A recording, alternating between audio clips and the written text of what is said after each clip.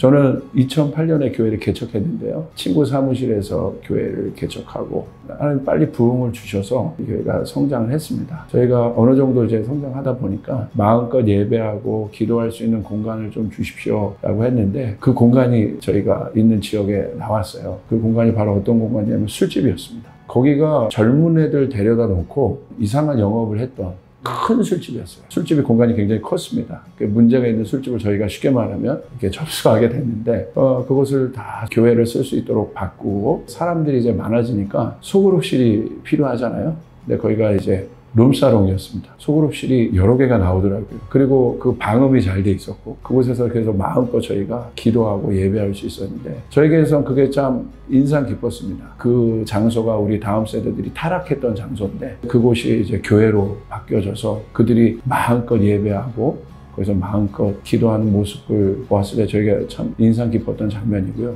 한 친구가 저한테 와서 그러더라고요. 막 그 술집을 청소하면서 막 울면서 저한테 얘기하더라고요. 너 왜 이렇게 우냐? 그랬더니 목사님 저 얼마 전까지만 해도 여기서 떡이 되도록 술을 마셨는데 자기가 그곳을 지금 바꾸고 있다고. 그 친구가 참 기억에 남습니다. 그리고 그 장소가 기억에 남습니다. 첫 번째는 혼자 시대라고 얘기하더라고요. 지금 시대를. 모든 걸 혼자 해야 되고 혼자 감당해야 되고 그래서 제가 생각할 때는 교회를 떠나는 이유가 교회가 사실은 저는 성경에서 보면 집이라고 생각하거든요. 아버지의 집이라고 얘기하고 우리 탕자가 집으로 돌아오잖아요. 그러니까 교회가 집으로서의 기능을 잃었을 때 그래서 교회 밖을 나가서 방황하지 않나 싶습니다. 그리고 그들을 보듬고 안아주고 공감해야 할 많은 영역들이 있는데 그것에 대해서 되게 무관심한 거죠. 첫 번째는 그런 부분이라고 저는 보고요. 교회가 복음에 굉장히 약해진 것 같습니다. 메시지가 약해지고 그러니까 세상은 굉장히 약해지고 강해지는데 그것에 비해 그것을 이겨나갈 우리 다음 세대들이 훈련이 잘 안 돼 있는 것 같아요. 그런 부분들에 대해서 교회가 치유하고 회복하고 그런 부분들은 분명히 중요한 거겠지만 오히려 이들을 더 강하게 훈련시키고 그래서 세상과 좀 맞설 수 있도록 세상을 이길 수 있도록 그런 부분들에 대해서 확실히 조금 이렇게 놓친 부분이 있는 것 같고요. 세 번째는 사람을 키워내지 않은 것 같습니다. 그래서 사실은 지금의 다음 세대들의 위기는 지금의 위기가 아니라 10년 전으로 거슬러 올라가야 합니다. 그때 심은 것이 없고 그때 키워낸 것이 없기 때문에 지금 우리가 거둬들이는 것이 없습니다. 정말 급진적으로 변화되고 있고요. 이 급진적으로 변화되는 사회 속에서 우리가 문화적으로도 대응하고 시대적으로도 분석하고 반응해야겠지만 제가 생각할 때는 그것보다는 복음이 낼 수 있는 제3의 길이 있어요. 문화와 시대가 요구하는 것도 있지만 항상 기독교는 역사적으로 보면 항상 광야의 세기를 내어왔습니다. 그래서 바로 그 지점에서 문화와 세상의 변화들을 좀 바라봐야 되는데 자칫 잘못하면 문화와 세상 속에 함몰될 수 있죠. 그래서 복음이 낼 수 있는 새로운 길들이 있고요. 우리가 낼 수 있는 새 길, 그리고 오히려 그 새 길의 지점에서 사회와 세상을 인도해야 되는 것이 교회의 사명인 거죠. 그래서 오히려 저는 그런 관점에서 문화와 세상을 좀 바라보고 있습니다. 한 가지 꼭 언급하고 싶은 것은 그래서 우리가 어떻게 반응해야 되냐면 그런 관점에서 더 공부하고 그리고 더 기도하고 더 예배해야 우리가 그 길들을 낼 수 있습니다. 그래서 우리가 그냥 단순히 얕게 문화들을 해석하는 것이 아니라 지금은 마중물을 굉장히 깊게 부어야 될 때예요. 마중물 자체가 물들을 길어 오르는 거잖아요. 그러니까 저에게 최근 주셨던 마음이 한 번도 길어보지 못했던, 끌어보지 못했던 그 물들, 기독교 안에 있는 또 신앙 안에 있는 깊은 그 진리의 물들을 좀 끌어올려서 좀 제시하고 반응해야 된다. 그래서 넓이보다는 지금은 좀 깊이 있게 반응하고 나가야 될 때인가 아닌가 싶습니다. 저는 성전 기도가 되게 중요한 것 같습니다. 우리가 집에서도 기도할 수 있고 일터에서도 기도할 수 있는데 기본적으로 성전이 교회이고 교회에 대한 성경의 강조점들이 있습니다. 그래서 저희 청년들은 어렵지만 할 수만 있으면 성전에서 기도해라. 그곳에서. 여기 마음껏 기도할 수 있는 곳이잖아요. 그래서 좀 그렇게 권면하는데 성전에서 그래도 기도하면 벌써 집에서 기도할 때랑 마음이 달라요. 다르고 와서 성경이라도 한번 더 읽고 가고 그러다 보면 또 목사님도 만나고 그러다 보면 또 기도도 받고 거기서 자꾸 뭔가 이루어져요. 교회밥을 자꾸 많이 먹어봐야 됩니다. 노숙자 말고 교숙자가 좀 그런 정도로 성전을 좀 사모해서 성전에 나와서 여기가 그냥 건물적 교회가 아니라 아버지의 집이라고 좀 생각하고 혼자 나와서 그 빈 성전에서 이렇게 기도할 때 그 뭐라고 얘기할까요? 그 따뜻함이 있어요. 막 그때 부르짖고 기도하지 않아도 그냥 내가 여기 성전에서 주는 위로, 하나님의 임재들이 있습니다. 그리고 저는 좀 젊은이들 넘어지고 쓰러져도 좀 내버려 두는 편이거든요. 그래서 저는 젊은이들 좀 믿는 편이에요. 그 대신 성전의 따뜻함은 이렇게 해주는 거예요. 그래서 아무리 방황하고 어디 가도 내가 마지막 돌아올 곳이 아버지의 집, 성전이라고 생각하면 그건 살아날 수 있거든요. 그거 하나만 딱 있으면 돼요. 성전을 좀 사모해서 기도해라. 좀 그런 마음도 나누고 싶습니다.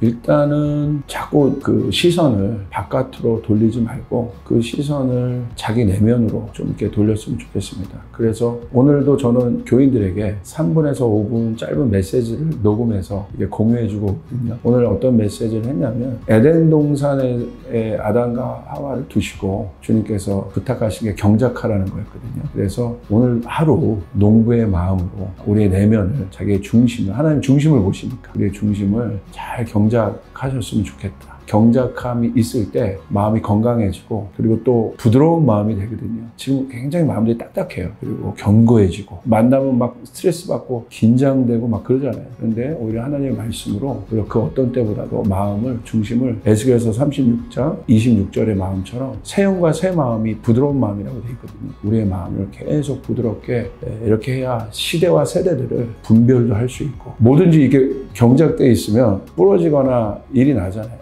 그런 것처럼 우리의 마음도 계속 긴장된 상태이기 때문에 우리의 마음을 하나님의 말씀으로, 하나님의 사랑으로, 또 하나님의 임재로 부드럽게 할 필요가 있어요. 그래서 저희 교회는 3626 무브먼트라고 해가지고 부드러운 마음을 갖자. 이게 에스겔서 말씀에 그렇게 기록되어 있거든요. 그래서 우리의 중심을 부드럽게 해야 되고, 사역도 이게 마음이 긴장돼 있으면요, 복음을 말하는데 여기에 내 감정이 섞여서 나가고 내 어떤 잘못된 생각들이 섞여 나갈 수 있어요. 그러니까 실수하게 되거든요.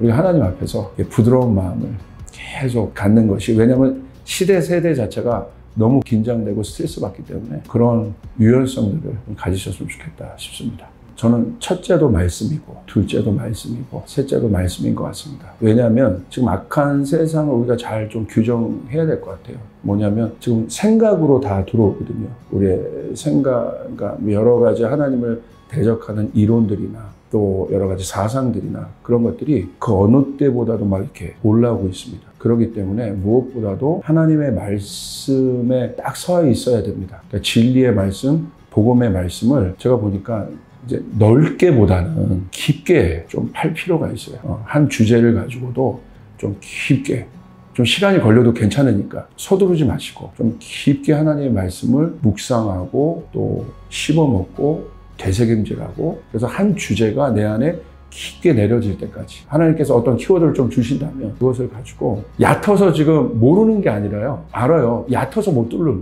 거예요. 그렇기 때문에 우리가 좀 마음만 먹으면 좀 깊게, 저는 어떤 때보다도 지금 이 시대가 깊게 갈 수 있는 세대라고 보거든요. 왜냐면 맨날 혼자 있잖아요. 그러니까 더 깊게 한번 가셨으면 좋겠다. 그리고 그 진리의 말씀이 결국 악한 세대를 이길 수 있는 유일한, 성경에 나와 있는 것처럼 검입니다. 검. 그래서 우리가 방어 무기뿐만 아니라 정말 진리의 말씀의 검이 있어야 되는데 이 말씀의 검을 좀 날카롭고 정교하게 갈아낼 수 있어야 한다. 좀 쉽습니다. 고난이 오면 일단 힘들잖아요. 그리고 하나님에 대해서 섭섭하기도 하고. 근데 고난이 올 때 제일 어려운 게 이제 자기가 그 고난의 상황에 처음엔 조금 어렵더라도 기도의 자리로 나가야 합니다. 기도의 자리로 나가서 고난과 환경으로부터 오는 소리를 듣지 말고 그 소리를 계속 들으면 어려워져요. 불안해지고 힘들어져요. 어떻게 보면 다니엘도 그랬고 예수님도 그랬고, 보면 한적한 장소가 있었어요. 기도의 장소가 있었고, 그래서 저희 교회에서는 일터나 또 집안에 워룸, 그 기도실을 만들어라. 그래서 그곳으로 가야 한다. 그곳에 앉아서 그 별도의 장소로 들어가서 하나님의 음성을, 뭔가를 막 말하기 전에 하나님의 음성을 좀 깊게 들어야 한다.